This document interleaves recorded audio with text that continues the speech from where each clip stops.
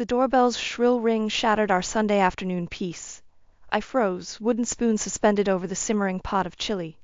Marty glanced up from his crossword puzzle, eyebrows raised. "Expecting someone, Clara?" he asked. I shook my head, wiping my hands on my apron. "No, must be a neighbor." As I made my way to the front door, Toby thundered down the stairs.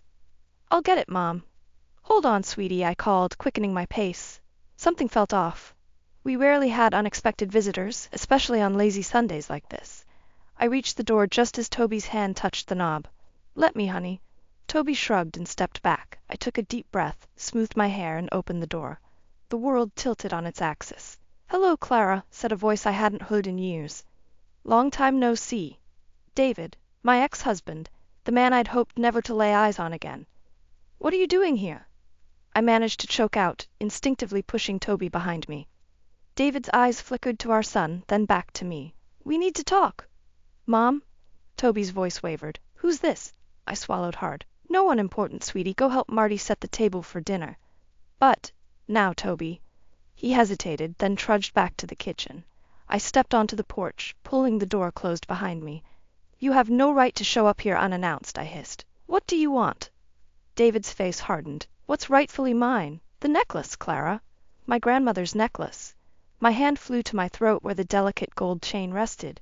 "What are you talking about? This was a gift." "A gift you have no right to keep after what you did." Anger flared in my chest. "After what I did? You've got some nerve." "Everything okay out here?" Marty's deep voice cut through the tension. He appeared in the doorway, his solid presence immediately calming me. David's eyes narrowed. "And you must be the new husband. How quaint." Marty stepped forward, extending his hand. "Marty Callahan, and you are?" "David Reeves, Clara's first husband." Marty's hand dropped. "I see. Well, Mr. Reeves, I'm not sure why you're here, but—" "He was just leaving," I interjected. David laughed, a harsh sound that set my teeth on edge. "Oh, I don't think so. Not until I get what I came for." Marty's arm slipped around my waist. "Clara, honey, what's going on?" I took a shaky breath. "Huh? David seems to think he has a claim on my grandmother's necklace." "Your grandmother?" David scoffed. "That necklace belonged to my family for generations. You know that." "It was a gift," I repeated. "From your mother, when we got married. A gift she never should have given you, and one you certainly don't deserve to keep." Marty's grip tightened. "I think you should leave now, Mr. Reeves." David's eyes glittered dangerously. "This isn't over, Clara. That necklace is coming back to my family, one way or another." He turned on his heel and strode down the walkway. I watched him go, my heart pounding. Marty turned me to face him. "Clara, what was that all about?" I shook my head, fighting back tears. "I don't know. I haven't seen or heard from David in years. I don't understand why he's suddenly shown up, demanding the necklace." "Mom?" Toby's voice drifted from inside. "Is everything okay?" I plastered on a smile and called back, "Everything's fine, sweetie. We'll be right in." Marty cupped my face in his hands. "We'll figure this out, Clara. I promise." I nodded, trying to believe him. But as we walked back into the house, I couldn't shake the feeling that our peaceful life was about to be turned upside down, and all because of a necklace I'd almost forgotten I owned. I couldn't sleep that night. David's sudden appearance had unleashed a flood of memories I'd spent years trying to forget. As I tossed and turned, Marty's steady breathing beside me, I found myself transported back to a time I'd rather leave buried. "Clara," Marty's sleepy voice broke through my reverie. "You're thinking so loud I can practically hear it." I sighed, turning to face him. "I'm sorry. It's just seeing David again. It's brought everything back." Marty propped himself up on one elbow, his eyes soft with concern. "Talk to me, honey. What's really going on?" I took a deep breath, steeling myself. "It's not just about the necklace. It's everything." And so, in the darkness of our bedroom, I began to unravel the tangled web of my past with David. "We were so young when we got married," I started. "So full of hope and dreams, but then—" "The fertility issues," Marty finished softly. I nodded, feeling the old ache resurface. Month after month, year after year, the disappointments, the treatments, the fights. It was killing us, Marty, killing me. "And David, how did he handle it?" I laughed bitterly. "Oh, he handled it all right, by sleeping with his secretary." Marty's sharp intake of breath was audible in the quiet room. "Clara, I had no idea. I never told anyone the whole story," I admitted. "It was too painful."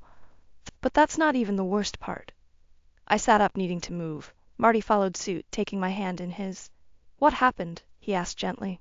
I found out I was pregnant, I whispered.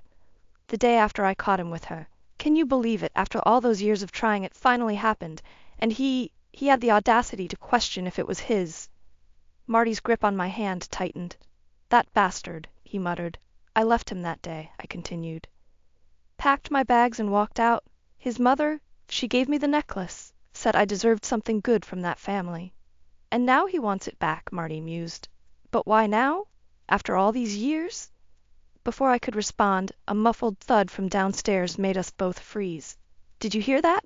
I whispered. Marty nodded, already sliding out of bed. Stay here, he instructed, reaching for the baseball bat we kept in the closet. My heart pounding, I listened as Marty crept down the stairs. The seconds stretched into an eternity. Then, suddenly, a crash, followed by raised voices. Unable to stay put any longer, I rushed downstairs, nearly colliding with Toby in the hallway. Mom, what's going on? He asked, eyes wide with fear. Stay behind me, I ordered, pushing him back as we descended the stairs. The scene in our living room made my blood run cold. Marty stood, bat raised, facing off against David, who was clutching something in his hand. David, I exclaimed, what the hell are you doing in our house? He turned to me, his eyes wild. I told you I'd get what's mine, Clara, one way or another. It was then I realized what he was holding. My jewelry box. How dare you break into our home? Marty growled, taking a step forward. David laughed, a manic edge to his voice. Your home? This should have been my family, my son, my life. Dad? Toby's small voice came from behind me. You're my dad? The room fell silent. David's eyes locked onto Toby, a mix of emotions flashing across his face. Toby, go back upstairs, I said firmly, not taking my eyes off David. But Mom, now, Toby! As Toby's footsteps retreated, David's gaze returned to me. You kept him from me all these years, Clara, and now you're going to pay. He reached into his pocket, pulling out something that glinted in the dim light. My heart stopped. A gun. The world seemed to slow down as I stared at the gun in David's trembling hand. Marty stepped in front of me, his voice steady despite the tension in his shoulders. Put the gun down, David. You don't want to do this. David's laugh was hollow. You don't know what I want. You have no idea what it's like to lose everything. I found my voice, anger overriding fear. You lost nothing, David. You threw it all away. His eyes, wild with desperation, locked onto mine. I made a mistake, Clara. One stupid mistake, and you took my son away from me. You took yourself away, I shot back. You questioned if he was even yours. The gun wavered in David's hand. I was scared, confused, but I'm here now. I want to make things right. Marty's calm voice cut through the tension. This isn't the way, David. Think about Toby. What would he want? At the mention of Toby's name, something in David's eyes shifted. The gun lowered slightly, and I saw a flicker of the man I once loved. I just want to know my son, he whispered. In that moment, I realized how much Marty had changed my life. His unwavering support, his love for Toby, his ability to bring calm to chaos, it all came rushing to the forefront of my mind. I thought back to the day I met Marty, barely 2 months after leaving David. I was a mess, trying to navigate single motherhood and a high-risk pregnancy. Marty, a friend of a friend, had offered to help me move into my new apartment. I don't need charity, I had snapped at him. His response was a gentle smile. It's not charity, Clara. It's what decent people do for each other. That day, as he patiently assembled furniture and hung curtains, never pushing for more than I was willing to give, I felt the first stirrings of hope in months. Over the next year, as I adjusted to life with Toby, Marty became a constant presence. He was there for Toby's first steps, his first words. He was there when I cried over lost dreams and celebrated new beginnings. When Toby was 2, Marty proposed. I hesitated, scarred by my past. I'm not asking to replace anyone, he had said. I'm asking to build something new together. You, me, and Toby. Now, facing down my past in the form of an armed and desperate David, I knew with absolute certainty that Marty was the best decision I had ever made. I stepped out from behind Marty, ignoring his attempt to pull me back. David, I said softly, put the gun down, please, for Toby's sake. His hand shook. I just want a chance. And you'll get one, I promised, though the words tasted bitter. But not like this. Never like this. Slowly, agonizingly, David lowered the gun. As soon as it left his hand, Marty was there, kicking it away and restraining David. "I've called the police," Toby's voice came from the stairs. We all turned to see him, phone in hand, tears streaming down his face. "Oh, sweetheart," I breathed, rushing to him. As sirens wailed in the distance, I held my son close, Marty's strong presence at our backs. David sagged in defeat, the fight gone out of him. In the chaos of the arriving police and the barrage of questions that followed, one thought kept circling in my mind. How could I ever explain this to Toby? How could I help him understand the complexities of adult relationships, the mistakes we make, and the consequences that follow? As the police led David away, Toby's small voice cut through the noise. "Mom, is he really my dad?" I looked at Marty, seeing the love and concern in his eyes, then back at Toby. "Biologically, yes, but being a dad is about so much more than that. It's about love, support, and being there no matter what." Toby nodded slowly, his gaze drifting to Marty. "Like Marty?" "Yes, sweetheart," I said, feeling a lump form in my throat. "Exactly like Marty." The days following David's arrest were a blur of police statements, hushed conversations, and Toby's endless questions. Through it all, Marty remained my rock, his steady presence a balm to my frayed nerves. But as the dust began to settle, a new worry took root. How would Marty's parents react to this mess? I'd always felt a mix of gratitude and unworthiness when it came to George and Helen Callahan. They'd welcomed Toby and me into their family with open arms, never once making us feel like outsiders. Their acceptance was a stark contrast to the cold shoulder my own parents had given me after my divorce.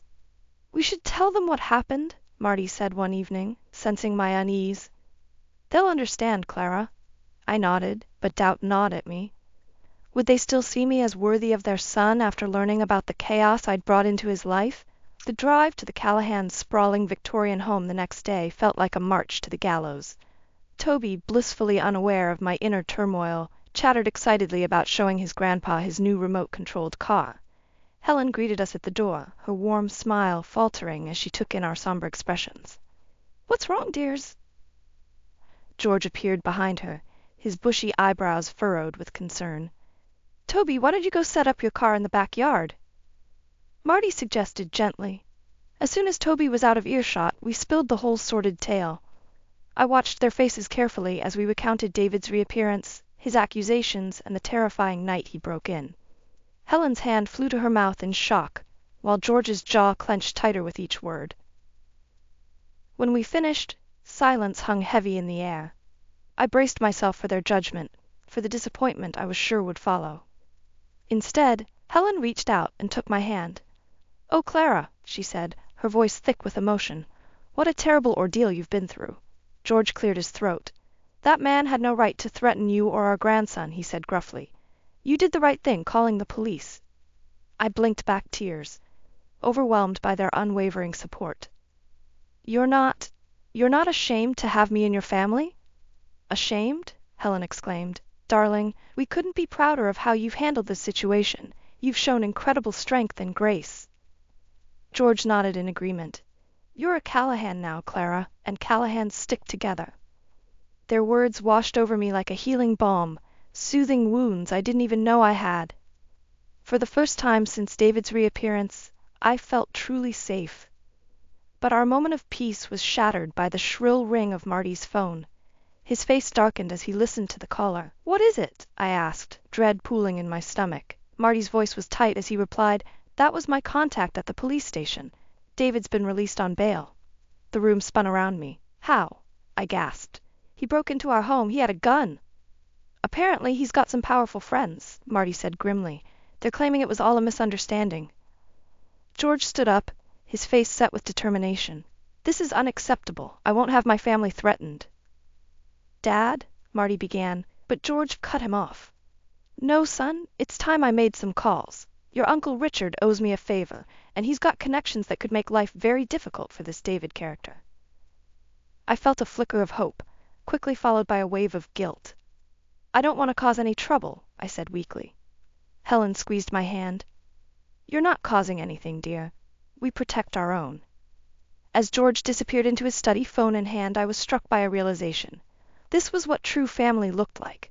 Not the conditional love of my parents or the toxic possessiveness of David, but unconditional support and protection. Marty wrapped an arm around me.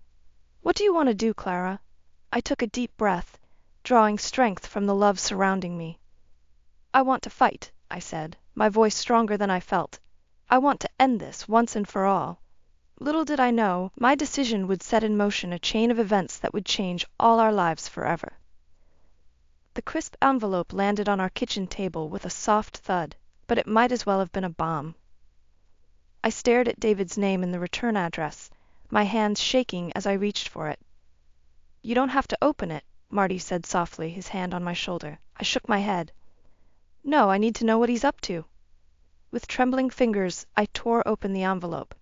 As I read the contents, my blood ran cold. He's suing us, I whispered, for the necklace and for custody of Toby.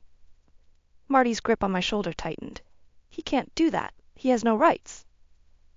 Apparently he thinks he does, I said, scanning the legal jargon. He's claiming I denied him his parental rights all these years. Marty's face darkened. This is ridiculous. After what he did breaking in here? We'll fight this, Clara, every step of the way. I nodded, but fear clawed at my insides. What if David won? What if he took Toby away from me? The next few days were a whirlwind of lawyer consultations and sleepless nights.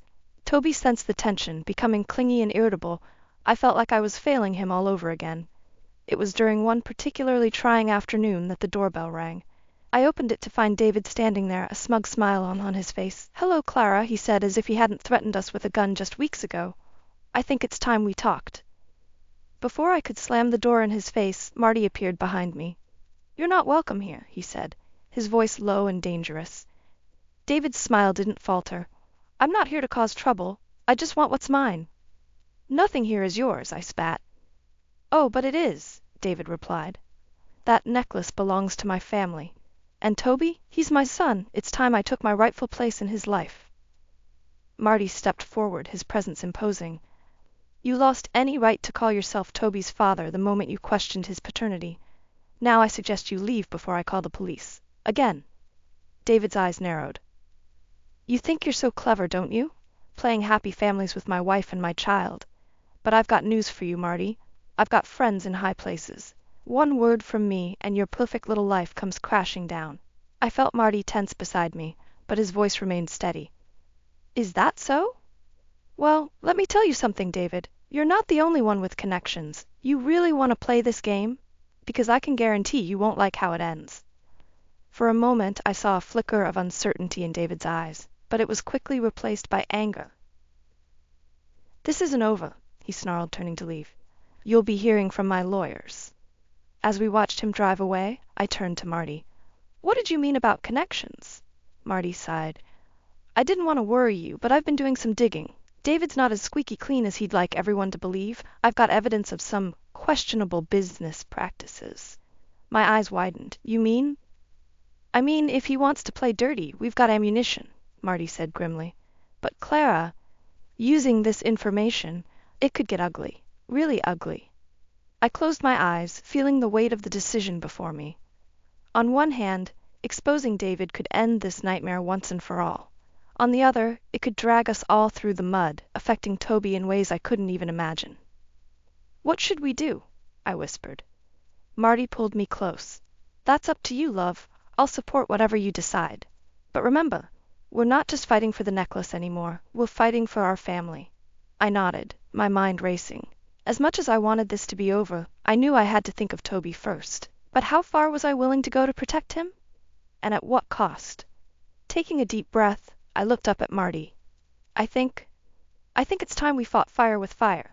For Toby's sake. Little did I know, my decision would set in motion a chain of events that would change all our lives forever. The day after our confrontation with David, Marty's phone rang. His face tightened as he listened, and I felt my stomach drop. That was Uncle Richard, he said, hanging up. He wants to meet us. Now.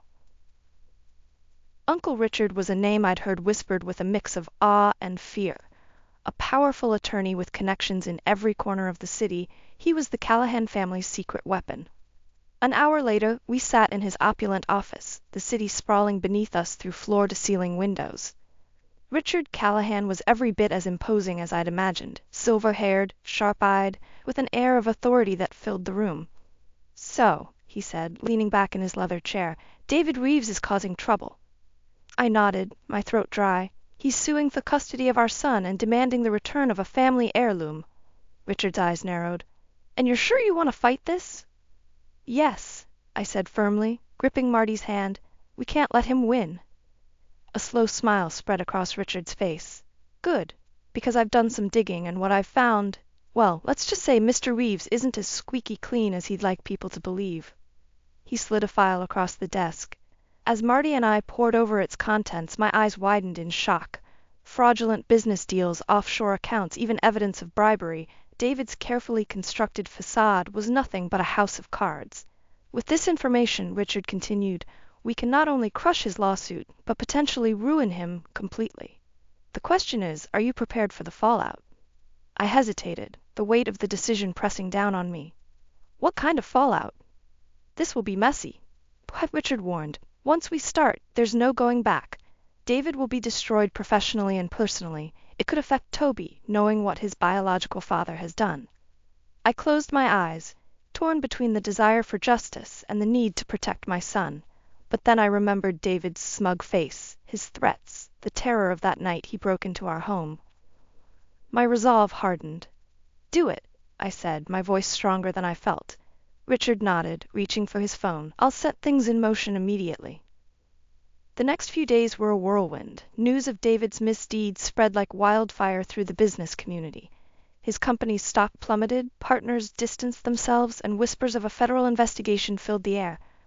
I watched it all unfold with a mix of satisfaction and guilt. But nothing prepared me for the moment Toby came home from school, tears in his eyes. "Is it true?" he asked, his voice small. "Is Dad really a bad guy?" My heart shattered. I pulled him close, struggling to find the right words. "Your father? He's made some mistakes, honey, but that doesn't change who you are." As I held my sobbing son, I wondered if we'd made the right choice. Had our desire for justice blinded us to the cost? But there was no time to dwell on regrets. That evening, as we sat down to dinner, a frantic pounding on our front door made us all jump. I opened it to find David, disheveled and wild-eyed. The man who had once exuded confidence and control now looked broken. "What have you done?" he hissed, pushing past me into the house. "You've ruined everything." Marty was there in an instant, placing himself between David and me. "You need to leave now." But David was beyond reason. He lunged forward, his hands reaching for my throat. "You bitch! You've destroyed my life!" As Marty grappled with David, I heard Toby's terrified scream from the kitchen.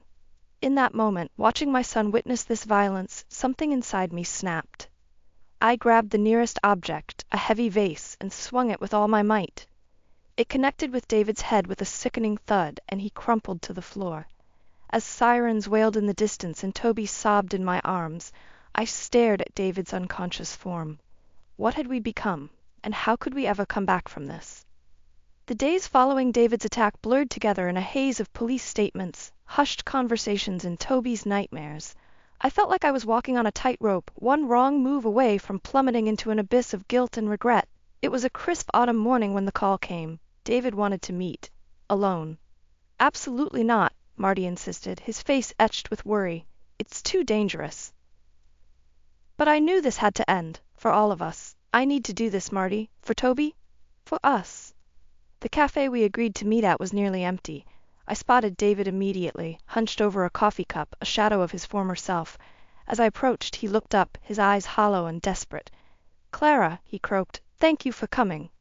I sat across from him, my heart pounding. "What do you want, David?" He ran a trembling hand through his unkempt hair. "I've lost everything. My job, my reputation, my future. I need your help." I stared at him, incredulous. "My help? After everything you've done?" "Please," he begged, reaching for my hand. I pulled away instinctively. "If you just tell them it was all a misunderstanding, that you exaggerated." "Exaggerated?" My voice rose, drawing glances from nearby tables. "Like you broke into our home, you threatened us with a gun, you tried to take our son away." David's face crumpled. I was desperate. I just wanted to be part of Toby's life, to have something of my old life back. For a moment I felt a flicker of pity. But then I remembered Toby's tears. the fear in his eyes. "You lost that right long ago, David, when you questioned if he was even yours."